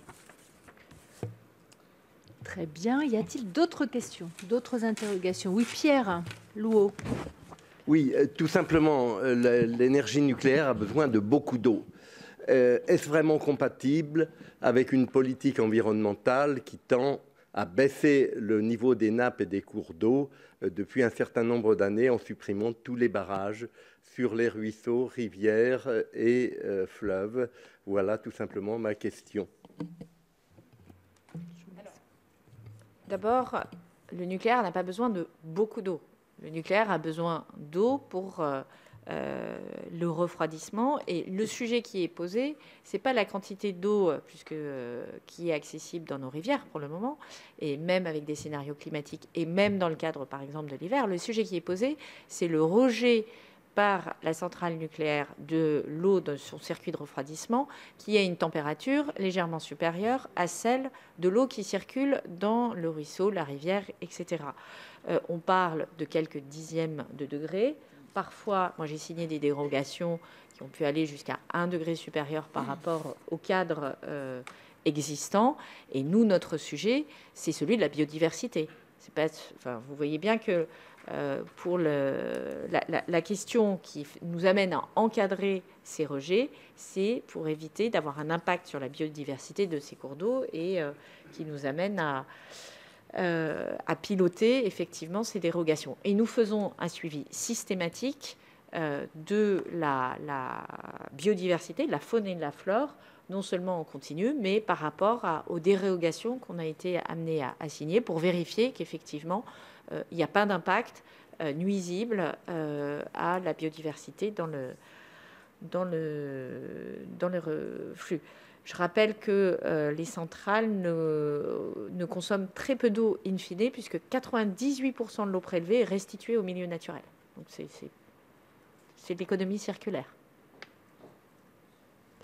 Allez, une dernière petite question de Martine Berthet. Oui, merci Madame la Présidente. Madame la Ministre, j'aimerais revenir sur le sujet des compétences. Nous allons commencer une mission d'information avec la délégation aux entreprises là-dessus. Et même si vous avez répondu à 2 questions qui ont été posées, tout de même, pouvez-vous nous dire à quel délai, dans quel délai de temps vous pensez pouvoir réunir suffisamment de compétences humaines pour mener à bien ces projets? Parce qu'on est là sur un projet de loi qui est pour accélérer la mise en œuvre du nucléaire, la remise en œuvre du nucléaire. Mais en fait, il va vous manquer le principal tout de même, les compétences humaines, même si vous nous dites que depuis 2019, vous êtes penché sur le sujet. Alors, je le redis, la première coulée de béton, elle est en 2027, qui appelle des compétences de génie civil. L'un des enjeux qu'on a aujourd'hui, c'est d'avoir une gestion prévisionnelle des emplois et des compétences avec, d'un côté, les sorties des entreprises qui travaillent dans le secteur nucléaire, c'est-à-dire les départs à la retraite, éventuellement les transferts à d'autres secteurs, mais il y a plutôt un maintien des personnes qui travaillent dans le nucléaire. Elles font leur carrière dans le nucléaire parce qu'il y a un élément d'intérêt et de passion de ces métiers. Donc d'un côté, la sortie, de l'autre côté, les besoins et la croissance des besoins, mais aussi avec le cadencement. Les soudeurs, je ne vais pas en avoir besoin la semaine prochaine. Les ingénieurs pour toute la partie design, effectivement, seront les bienvenus et assez vite, puisque nous avons à la fois les projets maintenant, je dirais, de gestion courante des centrales nucléaires aux meilleurs standards. Vous savez que nous avons un audit qui démontre qu'on peut gagner en moyenne 1 mois sur les arrêts de tranche et qui donc nous invite à réfléchir à un certain nombre de méthodes à mettre en œuvre. Ce que va faire EDF, ça va prendre 2 à 3 ans, mais derrière, il y a des besoins de compétences. Vous avez ensuite la préparation de la prolongation d'exploitation des centrales nucléaires, qui est un travail absolument massif qui démarre en règle générale 4-5 ans avant la visite organisée et qui suppose une documentation très importante d'une part, et qui va supposer aussi, c'est ce que j'expliquais tout à l'heure, autant que possible, et en essayant de mieux croiser les expertises, par exemple avec le CEA, de regarder si, même dans la gestion courante, on ne peut pas s'assurer en anticipation d'avoir la meilleure maintenance possible pour pouvoir faire durer les centrales nucléaires le plus longtemps possible. Et puis, vous avez le programme nouveau nucléaire. Donc, on empile 3 objets qui sont absolument essentiels pour la tenue de notre trajectoire énergétique. C'est donc plus 40% d'effectifs d'ici 2030. Et mon premier enjeu aujourd'hui, c'est une question d'attractivité des métiers.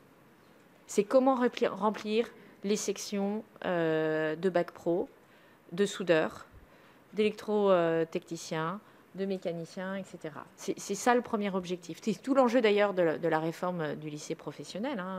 En creux, c'est comment on arrive à avoir l'appareil de formation le mieux adapté aux besoins, et derrière, comment on arrive à ce que cet appareil de formation accueille le mieux possible des jeunes qui soient au courant de ces métiers. J'ai porté cette casquette avec l'industrie pendant 4 ans, enfin avant avoir la charge de la transition énergétique. C'est une question récurrente. Comment amène-t-on des jeunes qui ne sont pas exposés familialement au métier de l'industrie et plus spécifiquement au métier du nucléaire à considérer ces carrières alors que la perception partagée dans les médias, dans ce qu'on lit, c'est que l'industrie, l'usine, ce ne sont pas des endroits où on gagne bien sa vie, où on a des conditions de travail correctes, etc. Donc c'est ce regard-là qu'il faut aussi changer et sur lequel la question va bien au-delà des sujets de compétences. Vous avez raison de souligner que le sujet de compétences est majeur, puisque plus 40% d'effectifs, ce n'est pas l'épaisseur du trait. C'est intéressant néanmoins dans un projet d'entreprise, c'est que vous avez quand même peu de projets d'entreprise aujourd'hui qui disent on a un énorme projet industriel à porter et, bonne nouvelle, on va recruter plein de gens pour le porter. Je pense que ça, c'est un élément de mobilisation des équipes d'EDF et de fierté en interne. Peut-être ça sera aussi un enjeu de cumul emploi-retraite pour les équipes du secteur. En tout cas, moi, je compte aussi sur les deux entrées, les deux bouts de la filière, les jeunes et ceux qui arriveront à la retraite et dont on peut penser qu'on aura encore besoin des compétences et qu'il faudra réfléchir à une façon de les prendre avec nous, s'ils le souhaitent, le plus longtemps possible. Et vraiment pour finir, Franck Menonville, parce qu'après on doit laisser partir Madame la Ministre. Franck. Oui, Madame la Présidente, Madame la Ministre, une question extrêmement rapide. Quand surviendra l'annonce et dans quelle temporalité du choix des sites? Il y a eu des premières annonces et il y aura comment va se décliner ce calendrier? Petite question.